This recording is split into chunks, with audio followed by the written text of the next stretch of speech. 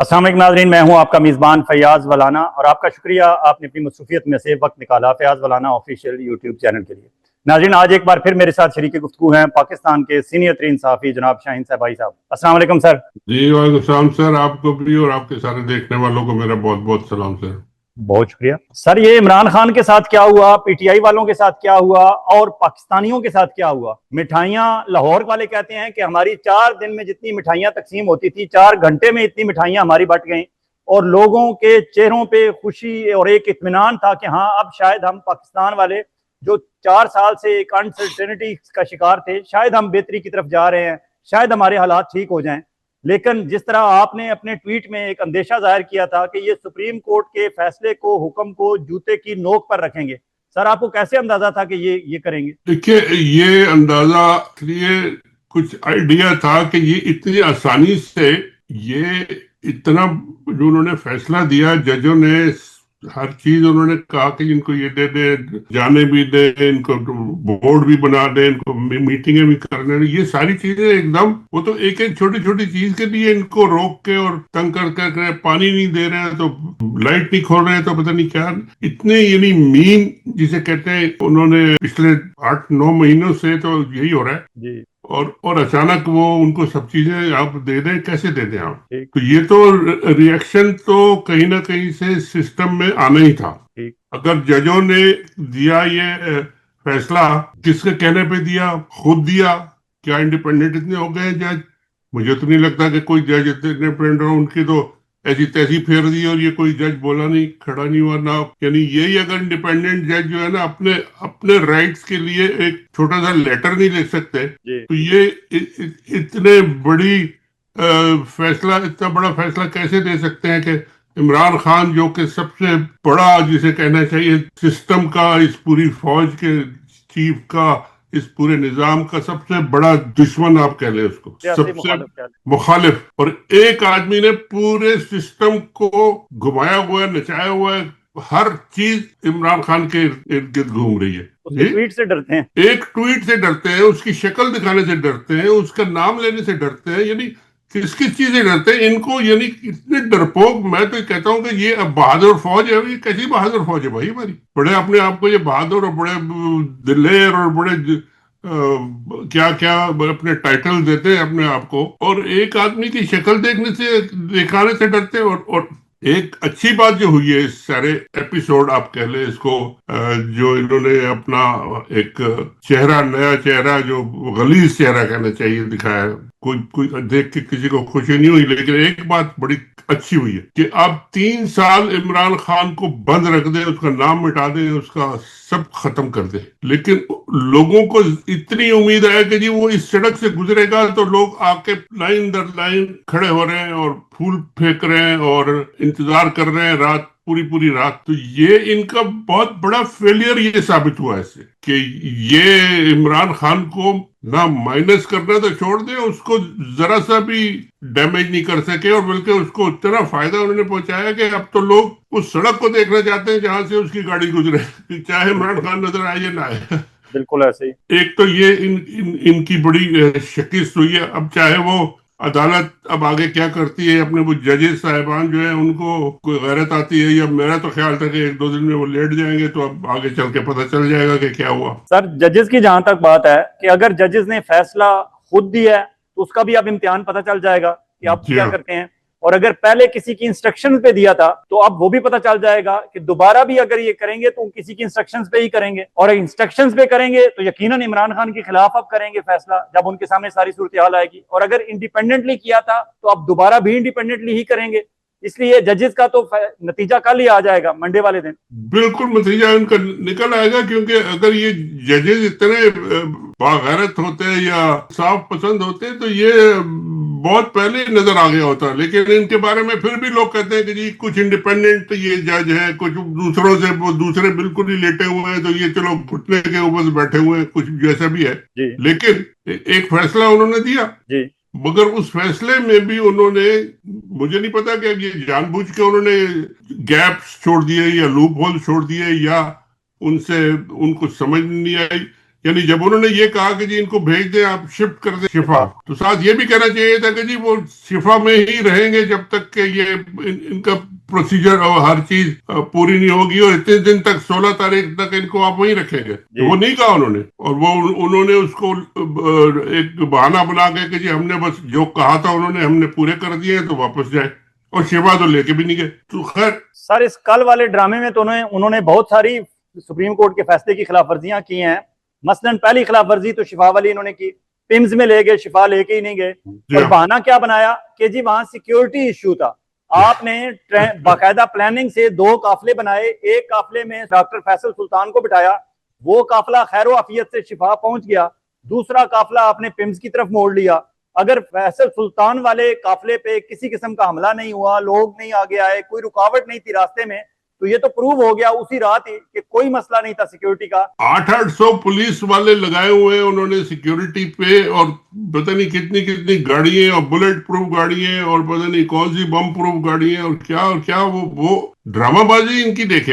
एक आदमी से ये इतना खौफजदा है कि कोई उसकी शक्ल ना देख ले, अगर कोई उसको, वो तो नुकसान पहुंचाने वाला मेरा ख्याल है इस पाकिस्तान में इस वक्त शायद ही आपको कोई मिले जो ये चाहता हो कि मैं इमरान खान को नुकसान पहुंचाना चाहता हूँ। बिल्कुल। चले कोई पागल अगर हो भी, चले आपने उसको रोक दिया, तो किया क्या आपने? यानी इस तरह के ड्रामे, जैसे 007 की फिल्म चल रही है कि जी वो इधर जा रही है एक कॉन्वॉय, तो एक उधर जा रहा है, तो एक ये कर रहा है, तो वो कर रहा है। इमरान खान को आप खाली गाड़ी में अकेले बिठा दें, वो वहां से पहुंच जाएगा, लोग उसका ऐसा इस्तेमाल करेंगे, उसको कोई बाल बेका भी नहीं होगा उसका। बिल्कुल ऐसे। तो ऐसे ही है, मगर ये कि अब ये सारा कुछ जो हो गया, और अब इसमें एक तो बात ये हो गई कि जी अवाम ने फिर साबित कर दिया कि जी हम तो खान को नहीं भूलेंगे और ना भूलें।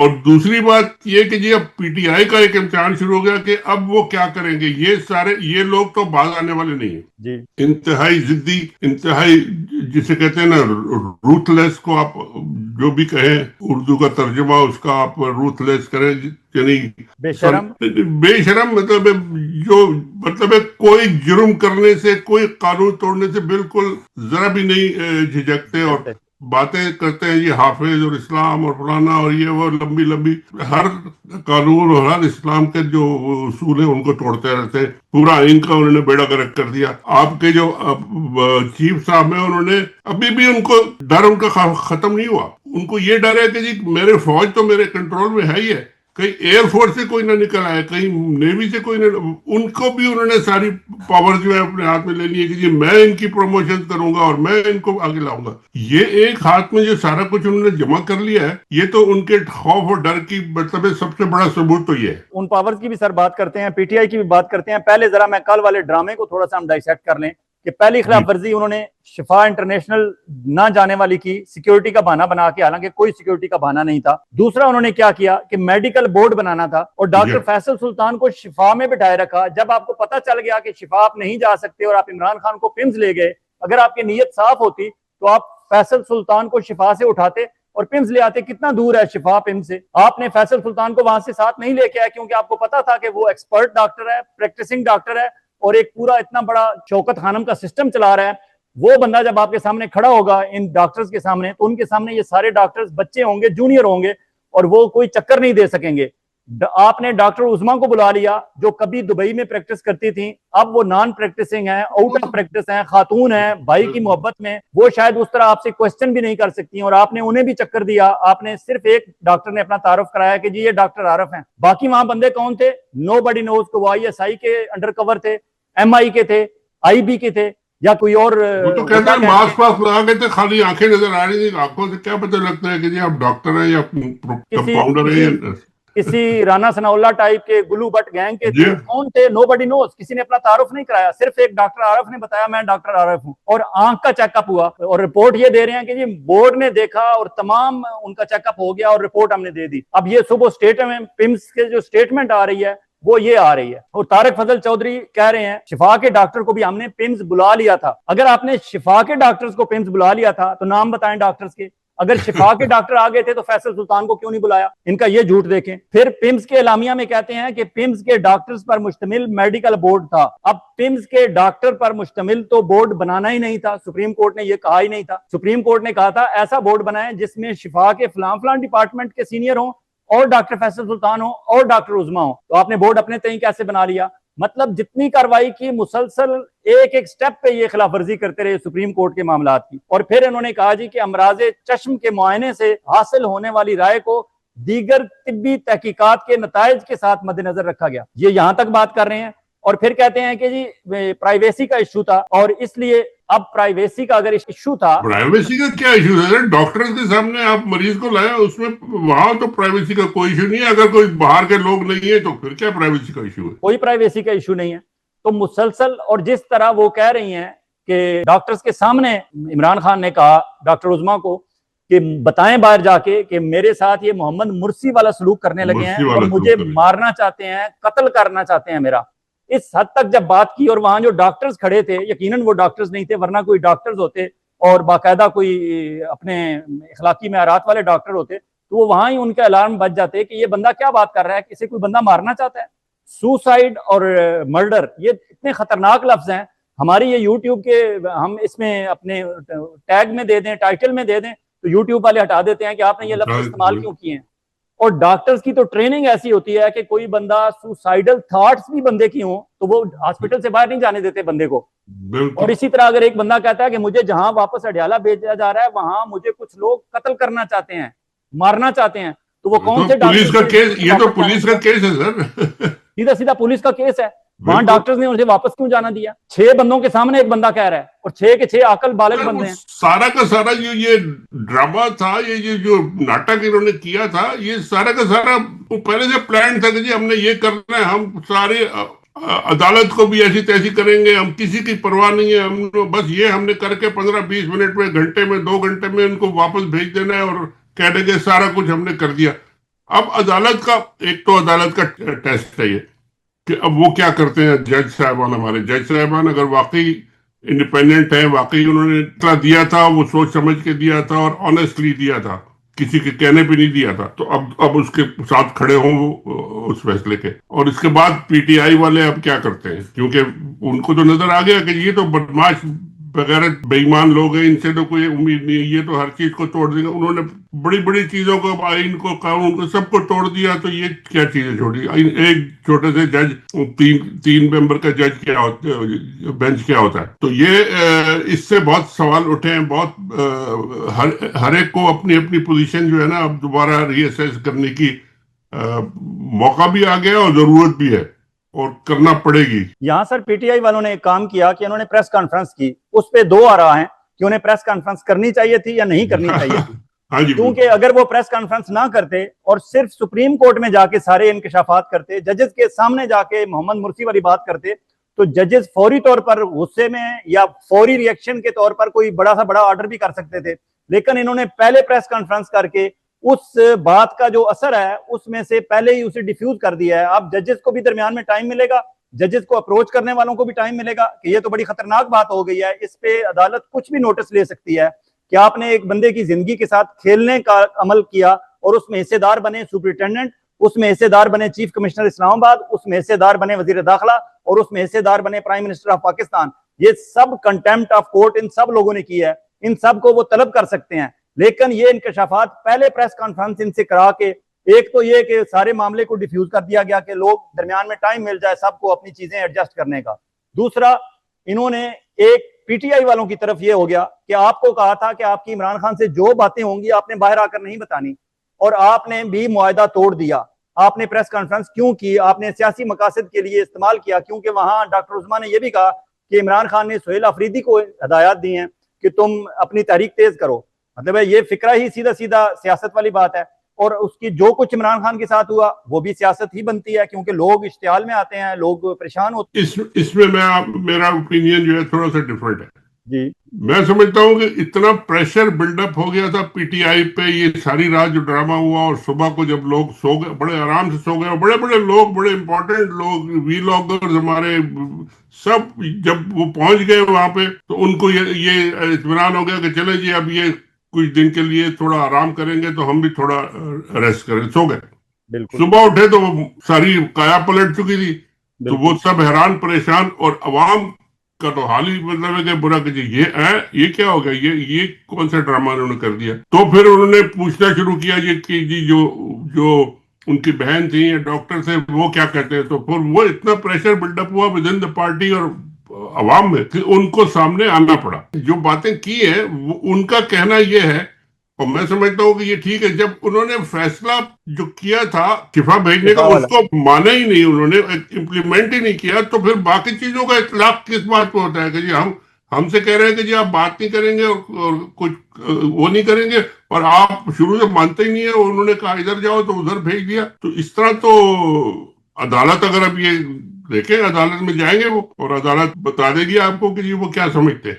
लेकिन सर अगर यहाँ प्रेशर बन गया था पब्लिक का और यकीनन बना हुआ था, उस प्रेशर को ये सुप्रीम कोर्ट की तरफ डाइवर्ट करते। जो बंदा पूछता कहते go to supreme court of Pakistan and ask them what happened, और सुप्रीम कोर्ट से कहते कि आप ऐसा करें, हम पे यकीन ना करें, इन पे भी यकीन ना करें, आप मुद्दई को बुलाएं, इमरान खान को यहाँ सुप्रीम कोर्ट में बुलाएं, उससे जी पूछें कि जी गुज़श्ता 1111 दिनों में 3 सालों के दौरान तुम्हारे साथ क्या सलूक हो रहा है अडयाला में। इमरान खान खुद ही सारा कच्चा चट्टा इनका यार खोल वो के सामने रख जेल देगा। के अंदर वो जो छुपी हुई कोर्ट होती है, बंद कोर्ट होती है, उसमें नहीं लेके आते वो। अब तो वो बिल्कुल उन्होंने बंद कर दिया। उनको दिखाना, दो लोगों अगर उनकी शक्ल देख लें तो वो डरते हैं कि जी पता नहीं क्या कर देंगे। तो सुप्रीम कोर्ट में लाना तो बहुत बड़ी बात है। लेकिन ये जो कुछ हुआ है अब, इससे अब आप ये समझ लें कि जी अब हर आदमी ने अपनी अपनी पोजीशन रीअसेस करनी है कि जी हमने करना अब क्या क्या है। करना है, क्योंकि ये तो यही करेंगे। अब इनका जवाब क्या है? कई लोगों ने मुझे मैसेज भी किए और कि जी ये तो अब तो इन्होंने सारे पीटीआई ने जितने लीगल कॉन्स्टिट्यूशनल पुरअमन जमहूरी तरीके थे वो सारे के सारे आजमा लिए, अदालतों में चले गए, सड़कों पे प्रोटेस्ट कर लिए, धरने कर लिए, जो कि एक अलाउड होते। इनको तो कुछ समझ नहीं आती। तो अब क्या रह गया इनके लिए? कुछ लोग जो ज्यादा गर्म खून के वो कहते हैं कि जी अब तो सिर्फ बांग्लादेश का और श्रीलंका का और नेपाल का जो जो सोल्यूशन है वही रह गया। अब उसके लिए आप तैयार हैं, उसके लिए आप तैयारी कर लें। अगर आप समझते हैं पाकिस्तान की जो यूथ है, करोड़ों यूथ है, मगर अभी तक वो हमें नजर नहीं आया उनमें जो है पीटीआई के साथ है, अवाम भी पीटीआई के साथ है, लेकिन वो नजर नहीं आया हमें कि जी वो निकल के और जोश में आके कुछ करे। कुर्बानी देने का जज्बा कहीं नजर नहीं आता। कहते हैं जी कोई और करे, हम बस एंजॉय करें। जी तो ये तरीका अगर इनका रहेगा तो ये तो फिर पीटीआई को और बाकी जो अपोजिशन है, अब ये सारी अपोजिशन इकट्ठी हो जाए या जो भी कर ले, इससे कुछ नहीं होता। अगर इन्होंने कोई बड़ा रेडिकल स्टेप नहीं लिया तो ये फौजी और ये तो अपने अंदर पावर एक के बाद एक के बाद एक पावर देते जा रहे हैं। ये तो पता नहीं कल को वजीर आजम की पावर भी ले लेंगे, सदर की पावर भी ले लेंगे, वही बैठे रहेंगे। और इनको इतना डर है कि जी कहीं कोई कुछ ना कर दे, किसी को इधर उधर आगे पीछे ना कर दे, कोई लगा ना दे, कोई हटा ना दे। तो ये तो इन्होंने तो अपना डर और खौफ बता दिया। अब बाकी लोगों ने क्या करना है ये अब देखें। बात सर, जहां तक पीटीआई की बात है, पीटीआई वाले तो अपने तौर पर तैयारी भी कर रहे हैं और कह रहे हैं हम रजिस्ट्रेशन कर रहे हैं। 6 लाख लोग अपना नाम लिखवा चुके हैं इमरान खान की रिहाई के लिए, सड़कों पर निकलने के लिए। लेकिन 6 लाख में से अगर उसके आधे के भी आधे निकल आए तो फिर अरे भी बहुत 6,000 लोग निकालने वो सड़क पे जो लड़ने मरने को तैयार हो। मौलाना फजलुर रहमान के पास कितने मदरसे में जो उनके बच्चे जो डंडा लेके आ जाते हैं, 200-400 लोग आके खड़े हो जाते हैं सड़क पे जब भी वो बुलाते हैं। और उनसे इतना डरते हैं, ये इतना डरते हैं कि जी वो जो कहते हैं बस ठीक है, जो मान लो मौलाना फजलुर रहमान को मत छेड़ो, इसलिए कि वो उनके पास एक डंडा फोर्स है। तो इनको भी डंडा फोर्स बनानी पड़ेगी फिर। अब सर मौलाना साहब ने भी गुज़श्ता रोज महमूद चकजई के पास चल कर गए हैं। कल रात इन्होंने इशाया भी दिया है अपोजिशन का, जॉइंट अपोजिशन का ऐलान भी कर दिया है मौलाना साहब ने। लेकिन मौलाना साहब के बारे में एक शक ये भी लोगों को पड़ता है कि शायद जब अपोजिशन अपनी तहरीक उरूज पर ले गई है तो मौलाना साहब को बाकायदा साथ लगा दिया गया है कि ताकि अपनी मर्जी के वहां से फैसले कराए जा सके। मौलाना मौलाना साहब साहब जॉइंट अपोजिशन में किसको रिप्रेजेंट करने गए हैं? मैं इनको बचपन से जानता हूं, जब ये बिल्कुल दाढ़ी भी नहीं थी इनकी और ये दफ्तर में आते थे प्रेस रिलीज लेके अपने वालिद साहब की, पेशावर की बात में बता रहा हूँ। कभी मौका मिले किसी को, आपको, ये जिसको भी, तो मौलाना साहब से पूछिएगा कि ये पेशावर में आके तो मेरे दफ्तर में कितनी देर खड़े रहते थे कि वहां पे आप ये प्रेस रिलीज ले लें और मेरे वालिद साहब का स्टेटमेंट जरा चला दें जी जी पीपीआई पे, न्यूज एजेंसी पे। जी और ये उसके बाद मौलाना साहब को मैंने खुद सुना कि वो कहते थे कि ये बड़ा हरामी है, ये जाके मेरी मुखबरी करता है बाहर, और उनकी तो शुरू से ये ट्रेनिंग है, ये आदत है, पैसे लेके ये मुखबरी करता है, ये बिल्कुल कहते थे। और मौलाना अजमल से उन्होंने तो पूरा कॉलम एक नवाया पे लिखा था, उसमें ये लिख भी दिया था कि मैं मुफ्ती साहब से मैंने पूछा कि ये कौन लड़का आता है जो आप इसको बार बार बाहर निकाल लेते हैं, तो उन्होंने कहा ये मेरा बेटा फजल है, और ये मैं इसको निकालता हूँ कि ये जाके बाहर पैसे लेके मुखबरी करता है।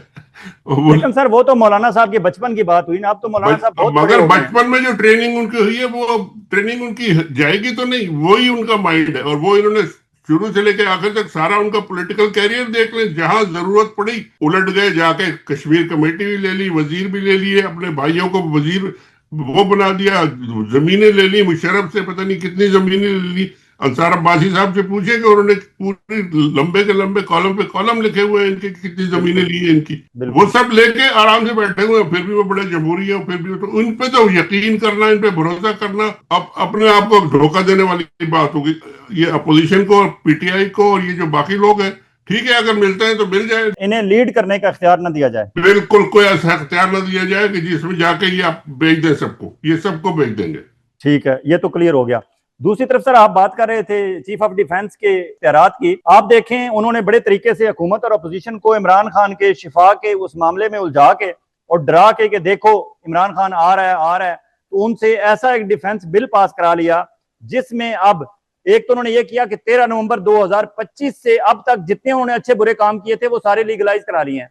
13 नवंबर 2025 से पिछले काम भी अपने लीगलाइज करा लिए हैं। एक दूसरा उन्होंने कहा कि कौमी सलामती, दिफा और मुसल्लह अफवाज के तमाम उमूर के वो वज़ीर आज़म के अस्करी मुशीर आला होंगे। मतलब है ख्वाजा आसिफ भी फारग, ख्वाजा आसिफ की वजारत दिफा भी फारग, अब वही वजीर दिफा भी हैं, वही मुशीर दिफा भी हैं, वही मुशीर कौमी सलामती भी हैं। इसका मतलब है वो वर्दी पहन के कैबिनेट में भी अब बैठेंगे, सब कुछ करेंगे। वो बचपन के पिछले साल के गलत काम नहीं, मैं तो कहता हूँ बचपन की गलतकारियां भी वो माफ करा लेंगे, आप फिक्र न करें। उनको थोड़ा टाइम दे, उनको पता चले कि जी किसी को पता चल जाए कि जी मैं बचपन में क्या करता था, तो वो भी कह देंगे कि जी ये भी सब माफ है आपकी।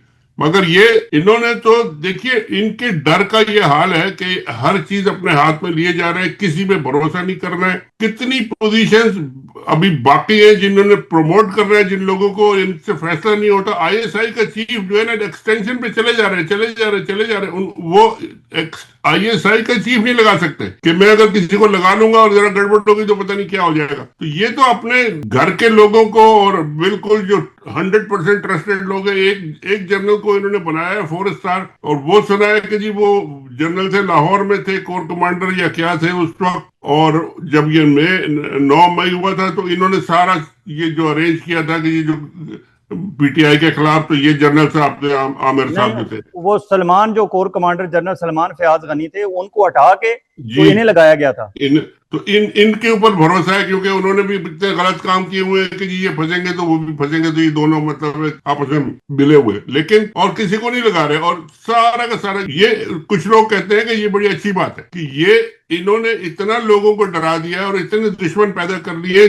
अब 40-50 जो आप अगर ये प्रमोशंस करेंगे, 40-50 जनरलों को घर भेजना पड़ेगा आपको, और लेफ्टिनेंट जनरल्स को, मेजर जनरल्स को। तो अगर ये करेंगे तो फौज के अंदर क्या उनका हाल होगा। और हालत ये है कि फौज के अंदर, मुझे कल कोई बता रहा था कि पैसे इनके पास पेंशन देने के पैसे नहीं है, तनख्वाहें लेट हो रही हैं। जो इन्होंने 7% जो बजट में इंक्रीज किया था वो अभी तक नहीं मिला लोगों को, और बातें कर रहे हैं पता नहीं करोड़ों अरबों खरबों की है, पता नहीं मुल्कों में ये वो, और खुद पावरफुल बनते जा रहे हैं, और घर में छुप के बैठे हुए हैं। अपने जो गार्ड्स हैं उनसे भी पिस्तौल ले लेते हैं और पिस्तौल की गोलियां ले लेते हैं, और पता नहीं क्या क्या करते हैं। अल्लाह का, इनकी जिंदगी तो बहुत ही अजाब की जिंदगी है जिस तरह ये गुजार रहे हैं। सर इस डिफेंस बिल में इन्होंने एक और बारीक वारदात की है कि चीफ ऑफ डिफेंस अब खुद बाइलाज भी बनाने का इख्तियार उन्होंने हासिल कर लिया है। मतलब अब पार्लियामेंट की भी जरूरत नहीं है, वो जो चाहेंगे फोर्सेस के अंदर बाइलाज अपने बनाने होंगे वो खुद ही बना लेंगे।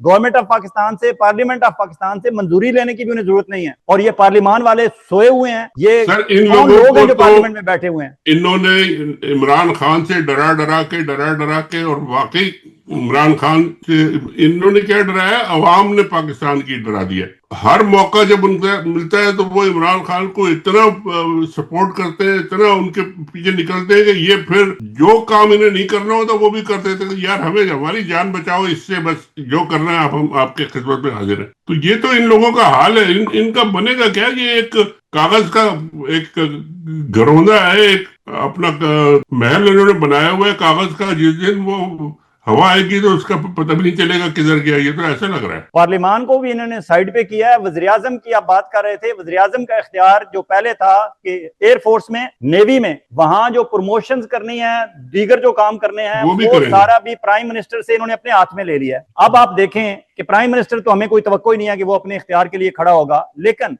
एक इनका मजाक आप देखें, दोहरा म्यार देखें कि असेंबलियों को कहते हैं, हुकूमतों को कहते हैं कि छोटे यूनिट्स बनाएं, नीचे इख्तियारात मुंतकिल करें और बल्दियाती इलेक्शन कराएं और नीचे इख्तियारात मुंतकिल करें। खुद कहते हैं कि सारे इख्तियारात मुझे दें, चीफ ऑफ डिफेंस को, कि किसी का ना एयरफोर्स के चीफ का कोई इख्तियार हो, ना नेवल चीफ का कोई इख्तियार हो, ना प्राइम मिनिस्टर का हो, ना पार्लियामेंट का हो, सारे इख्तियार मेरे पास हों। अपने लिए सारे इख्तियार खुद चाहिए, लेकिन वज़ीर आज़म और वज़ीर आला को कहते हैं नीचे इख्तियारात दो। सर देखें, इससे आप कंपेयर कर लें, अभी हाल में ईरान की लड़ाई हुई है जी, और ईरान की जो सिचुएशन हमको नजर आई है पिछले चंद महीनों में, कि उनकी पूरी क़यादत जो है वो एक एक हल्ले में साफ हो गई। आर्मी के सारे जनरल, पता नहीं कौन कौन, उनके चीफ, उनके आयतुल्ला साहब, सब, मगर नीचे से दूसरे लोग आ गए और उन्होंने काम चला। सिस्टम बनाया यहाँ इन्होंने जो ये काम शुरू किया है, एक आदमी को अगर किसी ने साफ कर दिया तो फिर इनका हशर क्या होगा, ये जरा सोचे। इन्होंने कहाँ लाके खड़ा कर दिया आपकी फौज को और पूरे आपके मुल्क को, कि नीचे फिर कोई किसी को समझ ही नहीं आएगी कि ये कौन आएगा आगे और कौन कंट्रोल करेगा और कैसे करेगा और क्या होगा। तो सारा का सारा एक आदमी के अंदर उन्होंने जमा कर दिया। और ईरान में उन्होंने आपने 3 दफा उनकी क़यादत को गायब कर दिया, लेकिन वो खड़े, क्योंकि उनकी सिस्टम ऐसा है कि जी हर एक को अपनी जॉब है और वो कर रहा है। तो ये इन्होंने जो काम किया है, ये इनके लिए बहुत मुसीबत बनेगा। आखिर में सर, अपने मीडिया या सोशल मीडिया के बारे में कुछ कहना चाहें आप तो इस सारी सूरत हाल में? सर मुझे तो अभी किसी ने मैसेज भेजा है कि जी आप लोगों के जो हम लोग जो करते हैं सोशल मीडिया पे, हम करते क्या, हम बात करते हैं या कोई ट्वीट कर दिया या कुछ कर दिया, उन्हें कहते हैं कि जी आप लोगों के ट्वीट को अगर कोई रीट्वीट कर दे, उसके घर ये पहुंच जाते हैं छापे मारने के लिए। अच्छा। सिर्फ रीट्वीट करने पे, और लोग डर के मारे नहीं करते। हम कहते हैं यार ना करें, हमने अपनी जो बात पहुंचानी थी वो पहुंचा दी, ये लोगों ने देख ली, बाकी ठीक है, कोई फर्क नहीं पड़ता कि जी आपके 1 लाख व्यूज हैं या 10,000 व्यूज है। वो हमारा काम तो है और चल रहा है और लोग देख रहे हैं। लेकिन उनके खौफ देखें आप, कि अगर कोई एक ट्वीट रीट्वीट कर दे तो वो उसके घर पे जाके उसकी माँ बहन के पीछे पड़ जाते हैं। ये तो डरपोक लोग हैं, इनको आप बहादुर कहना, बहादुर फौज नहीं, डरपोक तरीन फौज है। और ये जब इनका हशर होगा तो फिर आप देखेंगे। सर हम पूरी फौज को तो डरपोक नहीं कह सकते, चंद लोगों को हम कह सकते हैं। ये जो चंद जो आजकल जो चंद कब्जा जिन्होंने किया हुआ है ना, कब्जा ग्रुप जो है ना, ये इसकी बात कर रहे हैं। चलें ठीक है, थैंक यू सर, बहुत शुक्रिया।